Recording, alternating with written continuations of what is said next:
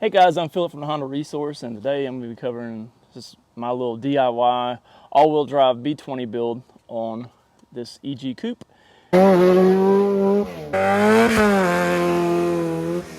This is not my first all-wheel drive build. This coupe isn't. I've had a hatchback previously, and it made 904 wheel horsepower.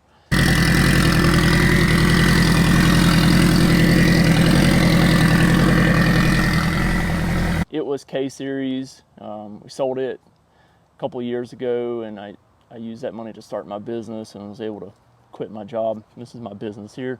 Everything breaks. I do basically a mobile mechanic service, go around, fix cars on site. So anyways, on to this build here. It's got a JDM B20B, it's all-wheel drive, used the original transmission from my CRV. And if you guys are unfamiliar with my CRV, it is K24A2 swapped. It is all-wheel drive, and it has a Freelander viscous in it as well with the pin clutches. And it's a pretty fun little ride. But today I'm going to be going over how much it took me to build this car, and then how much you could build one similar to this yourself and have something pretty fun and reliable. All right, so first off, I'm assuming that your car is already B-swapped, or that you have an Acura or whatever that already has a B-swap in it. Mine already had a B20B with a B16 trans, so I didn't count or take into account any of the actual B-series setup to begin with.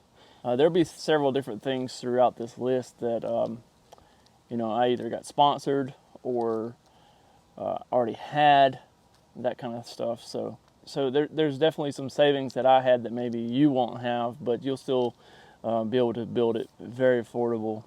So my total investment in the car, including buying the car and doing the wheels and everything, is $2,388.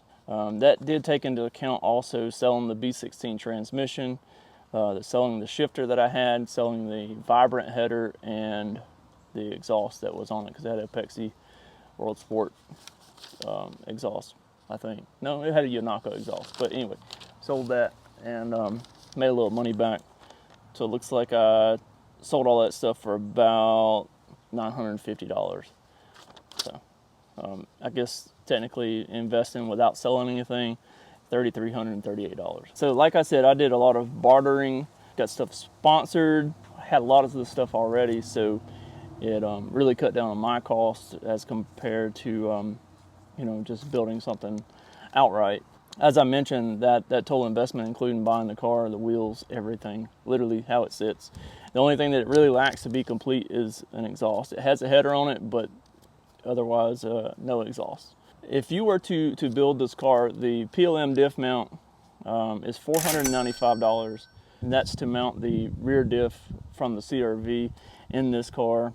As far as the rear diff, those can be had for, I just put the diff and the axles on the back, around $200, maybe at a junkyard, maybe a U-pull or a pull apart or something like that. I mean, I think the last time I bought a diff at the pull apart, it's like $60. I already had a diff, already had the axles, so again, saved money there. I got the S1 Built locking plates for the rear end. Those are $162 from S1 Built's website. I got those sponsored, so saves some there. The Freelander viscous coupler, I've got it here $300 to $600 depending on where you find it, what junkyard, or if you buy it from an individual that's already pulled it at a junkyard.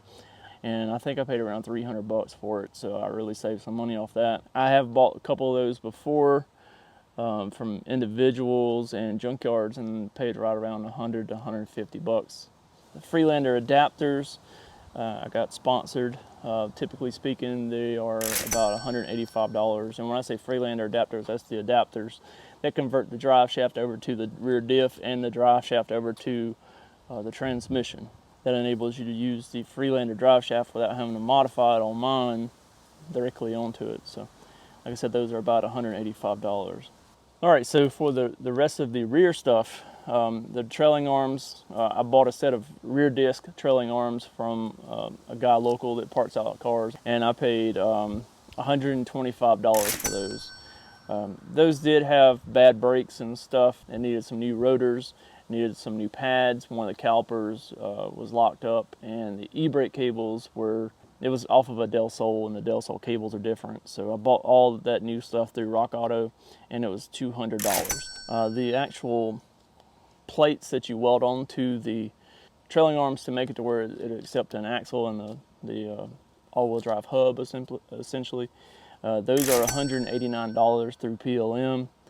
And then I welded them on here. And then the hubs themselves were their first gen Honda Insight front hubs. I got those off of Amazon for around 150 bucks. Unfortunately, it looks like they're not currently available on Amazon, but I did see some last night on eBay. Then I put spherical trailing arm bushings in there. Those are $200. I already had those here because I bought them for the CRV, but they wouldn't fit the CRV, so I did already have those, so it saved me a little money on those. The rear lower control arms, to clear the all-wheel drive, that offsets the shock to where to clear the axle, those are available through Jack Spanier Racing, and those are about 220 bucks for those billet arms. I got those sponsored, so saved me some money there. I got the transmission from my CRV because it was B-Series manual all-wheel drive, so I used the transmission from that, so that saved me some money. As far as mounting the transmission into the car, the stock B-Series driver's side mount and the rear mount will work. However, the transmission mount is different, and the rear T-bracket is different. So Hasport makes those. You can buy those individual parts through, I think, a swap shop or whatever it is. I got those through bartering, so I got them for free, essentially. I just trade a little work for them. Typically, the trans mount is $127, and the T-bracket is $90. I have a PLM header on here to clear the all-wheel drive. Typically speaking, you would maybe boost yours or whatever, but I just put into account here a header, which is $395 for a B-Series header. So on these, you can't retain the stock fuel tank because it's essentially sitting where the rear diff is, so you have to take that out and either do a fuel cell setup or whatever. I chose to use an S2000 fuel tank, and one of my buddies happened to have two S2000s that were wrecked that he was parting out, and he gave me one of the fuel tanks. I had to buy some a new screen for the filter on it from Honda, and there was something else I had to buy, but I'll just say I have $50 in it total. I did look around there.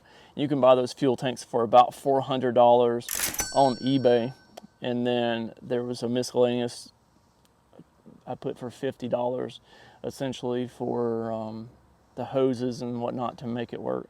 Like I said, all in all, if you were to build this as it sits right now, you could do it for around $4,200 to $4,500, really depending on how you spent your money and where you got the parts from. Now, also with that being said, anything that I've used on this car that is PLM, there's a discount on my website. If you want to purchase through my website, it'll save you about 8% off of all those totals. So again, that $4,200 could be brought down some more. I do also have a discount code for Jack Spanier Racing, so if you want to get a discount off of those lower control arms, you could also get a discount off of those using the discount code in the description. So that pretty much wraps it up. Like I said, we have, me personally, I have about $2,388. We'll just go ahead and say $2,400 in the car as it sits. That's including purchasing the car, the wheels, doing all the all-wheel drive conversion stuff and everything. So really killer deal, and I can't complain about how much I've got invested in it. So if you found this video helpful, make sure you smash the like button, leave me a comment below, and let me know if there's something different about the car that you would like to see, or if you'd like to see more on the CRV. You can definitely check out the playlist on it in the description. And as always, I appreciate the likes, the comments, and the subscribes. You guys mean the most, and really push me to start doing more of these. Thanks, and we hope to see you on another one soon.